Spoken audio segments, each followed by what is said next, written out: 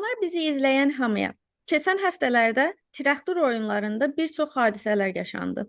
Ancaq həmişə olduğu təkin bu hadisələr nə İran rəsmi dairələrində, media orqanlarında, nə də opozisiyon mərkəzi media tərəfindən ciddiyə alındı və müzakirə edildi.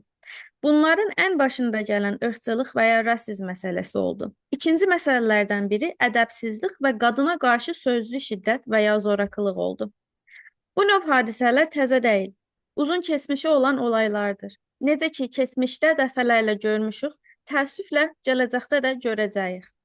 Buna əsasən biz inanırıq ki, Azərbaycanlılar və İranın içərisində yaşayan bütün türklər olaraq mərkəzi mediadan ümidimizi kəsməliyik və öz məsələlərimizi özümüz dilə gətirməli, tartışmalı, analiz etməli və sənədləşdirməliyik. Bu doğrultuda biz ictimai fəalları və elm insanlarını əlimiz çatdığı qədərilə dəvət edib fikirlərini, görüşlərini və məsələlərimizə münasibətlərini sizinlə paylaşmağa çalışacağıq.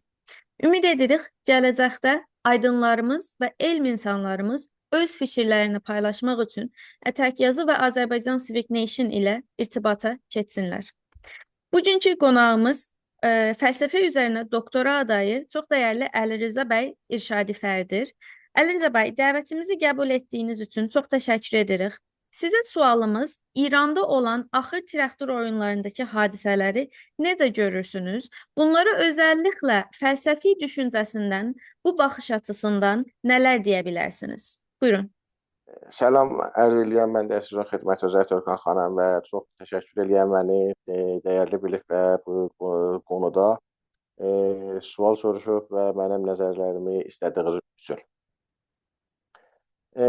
İranda olan stadionlardakı olay neçə zaviyədən qabil bərrəsidir. O zaviyədən ki, mən məsələyə yaxlaşacağam, qadınların stadionda huzurlarıdır.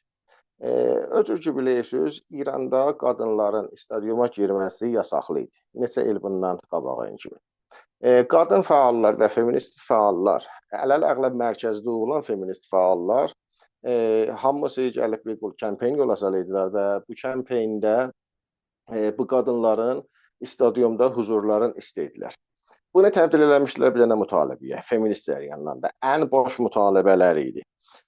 Xülasə, EFC-nin təvəssütü, EFC-nin fişarlarının təvəssütü ilə ya hər məsələyə görə qadınlara izin verildi ki, stadyumlarda huzur tapsınlar. Ancaq bu qadınlar ki, stadyumda huzur tapdılar,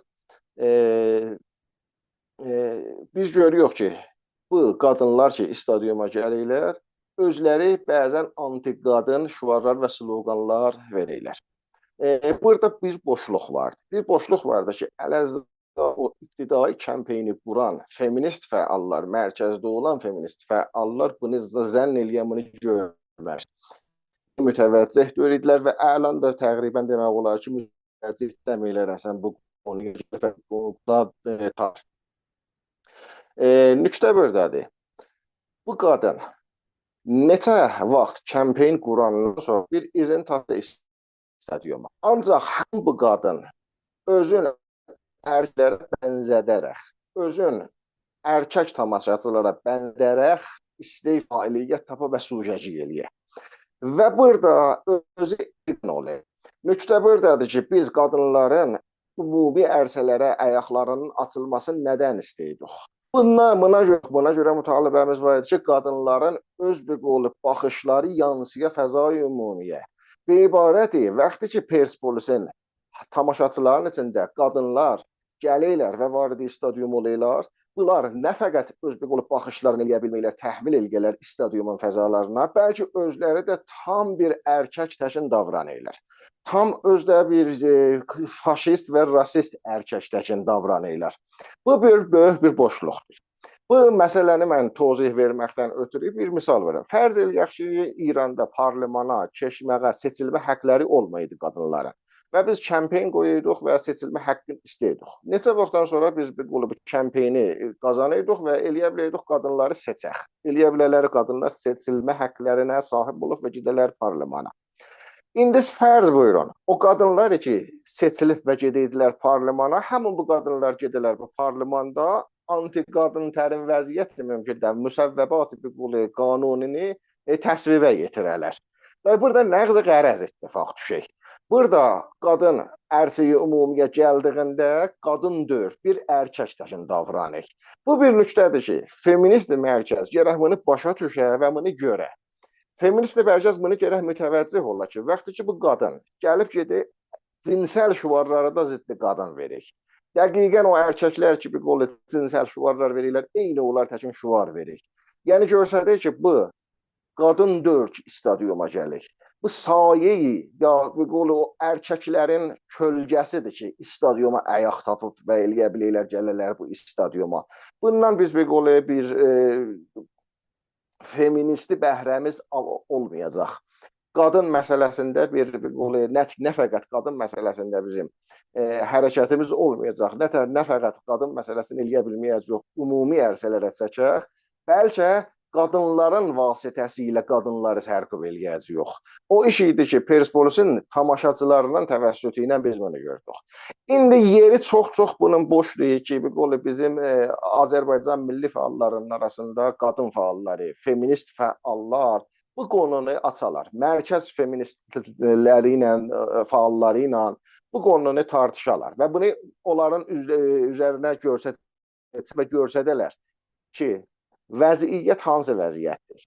Bu vəziyyətdə eğitimsiz olan bir qadın, feministi idələrdən uzaq qalmış bir qadın, fəqət lüks şəkildə stadiuma gedib orada erkək təkin davranmağı istəyən qadın, bu qadın feministi hərəkətlərinə, qadın hərəkatlarına heç bir faydası olmayacaq. Və yeri vardı ki, biz bu konunu biz özümüz bəhsin açaq. Biz Azərbaycanda indi çox-çox təşəkkür edirəm mən sizdən və Təşkilatdan ki, bu konunu açılıb. İndiyələn biz eləyə bilirik burada bu söhbətləri danışaq. Vəli kaş eləyə bilək, müşabih bir danışığı neçə iki tərəfə danışıq ola beyni bizlər və beyni mərkəzdə olan feminist fəallar və onların da nəzərini biz istəyək, onların da nəzərini cəlb eləyək bu hadisəyə.